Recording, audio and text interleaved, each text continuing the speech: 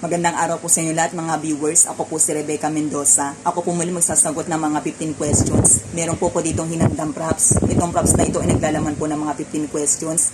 Ang gagawin ko po dito ay bubunutin ko po ito pa isa-isa, babasahin ko po ang mga tanong, at ito po ay sasagutan ko hanggang sa makomplete ko po ang lahat ng mga 15 questions na ito.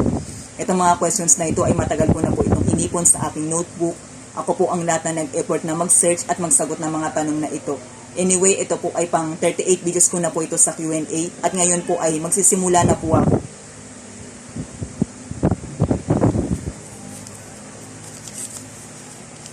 Trans women athletes are now being allowed to compete in women sport events in many international competitions. Do you think that this is a step in the right direction? Why or why not? I believe that we have all the rights to participate in any sport. So for me, there is nothing wrong if we allow trans women to compete in any sport as long as they have really skilled in that kind of sport. I think it is important to encourage them to join in that kind of competition as long as na ito ay gusto nila at syempre ito ay angkop sa kanilang kakayahan at ito ay hindi malaking kabawasan sa kanila. Bagkus nakakatulong pa nga ito para sila ay mayroong mapagtagumpayan sa buhay, meron silang marating at makakatulong din ito para sa ating bansa. And I believe that it is important that we have the rights to show what the strength and beauty what God has given unto us. And I believe that it is better that we should appreciate our strength and beauty what we have. And besides, it is also important that we should learn to appreciate the talents of others. We should give them encouragement. So, for me, we must allow trans man or trans women to compete in any kind of sport as long as they have really skilled in that kind of sport.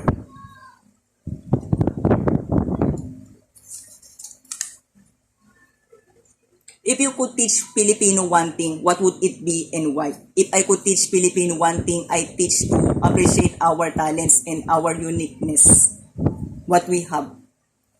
Palaguin natin ito, pagsikapan, and we should use it for weekend health because it is the real purpose of why we are given strength and talent. Besides, para mapil natin na tayo ay merong halaga. What do you fear most? The thing that I fear most is to do something wrong, especially if I know that it is wrong. Because if I do something wrong, especially if I mean it, someday the bad things comes to me and I would not that happen.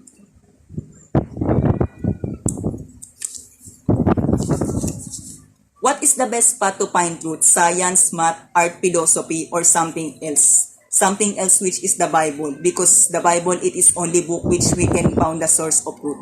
All its written words are truth and give us full of wisdom. And it is only book which we can found all importance. What do you think is the most inconvenient truth about climate change? The most inconvenient truth about climate change is that we ignore that climate change is really happen. Marami sa atin ang nagsasawalang bahala sa ganitong problema. Climate change is a serious problem. It is a problem that we must need to give it concern. At para unti-unti itong masolusyonan, ang kailangan natin gawin ay we should learn to be environmental conscious. We should do such eco-friendly things and we should avoid to create pollution.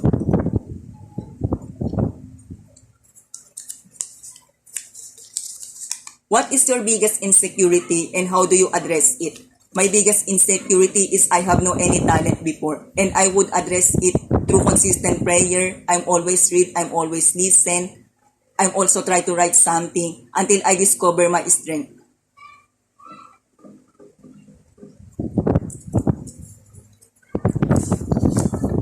You have goals in life and things you want to do. Given the ongoing pandemic with lots of restrictions, how do you plan to move forward?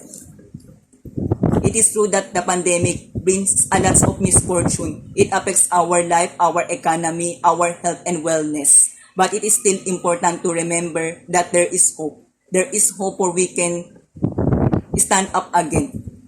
So for me, we should choose to stay strong, have faith, still moving forward, and to go on with life and embrace this new normal. And we should need to follow to the protocol which given us by the government, by the IATF. And we should also protect ourselves, our loved ones, our family. We should do something to cooperate even in simple ways. And also, we should follow our dreams. How will you deal with fake news and other negative comments criticizing your looks, intelligence, and the way you live your life? No matter what people say about me, even I'm criticized, I choose to ignore it. Dahil kung magpapadala lang ako sa mga negative comments, ay mas lalo lang ako magiging talunan. So, I'm just stand strong, still believe in myself. I'm do what makes really feel happy as long as I'm doing right. I have no stepping somebody. Because if I believe that if I'm focused on my dreams, on my purpose, on my strength, dito ako masigit na magtatagumpay.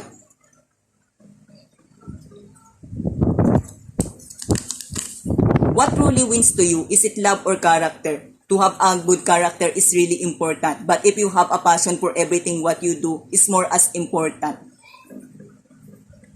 Because if you have a passion for everything what you do, you will be more happy and success. So for me, love is more important. Besides, if you have love, you have many good qualities.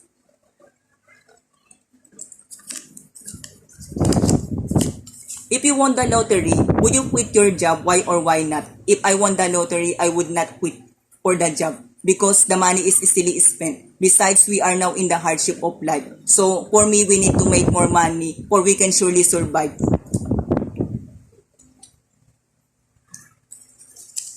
What is the hardest question to the easiest answer? The hardest question is what will you do if you are free? And the easiest answer to this question is accept it, don't stop. Keep still, try again until we reach our goal. And always choose to doing our best. At lagi natin iisipin na habang may buhay ay meron pa ring pag-asa. Does it situation stop you from doing what you like to do? Explain. I'm going to spend my time to pray for I can clearly see my purpose and to improve my strength, to read for to improve my knowledge and wisdom. And I'm just focused to do something which I can do.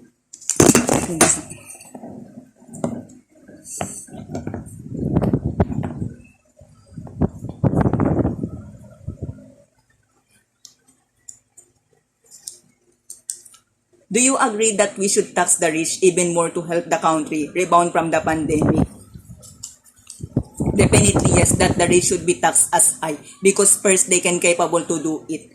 Besides, or they can help to the people who are in need, or they can contribute to the economy instead of just focusing on their goals, on their own business, pleasures, and interests. And I believe that if they choose to help to the economy, to the people who are in need, they will bless more.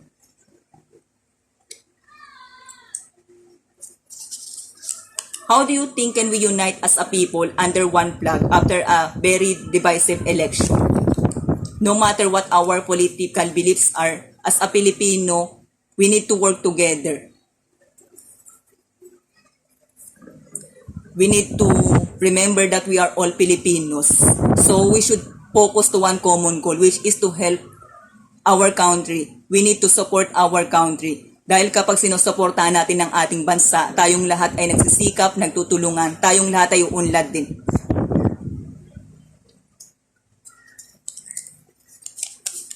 There were calls by some sectors to ban movies and TV shows that portray the Philippines in a bad light. Should we or why not? In every aspects of life, there are the two things. There are the good and the bad. But it is still important that we should be more focused on the good, beauty, and also the truth. Para ang mga kabataan ay mas mamold sa tamang values at ito ang kanilang pipiliing tularan. And on the other sides, it is also important that we should learn to accept that in every aspect of life, there are the bad.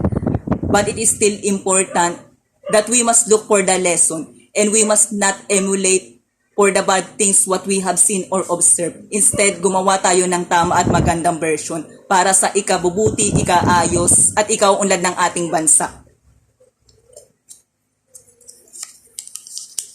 When you are going to stop, I'm going to stop if I feel tired.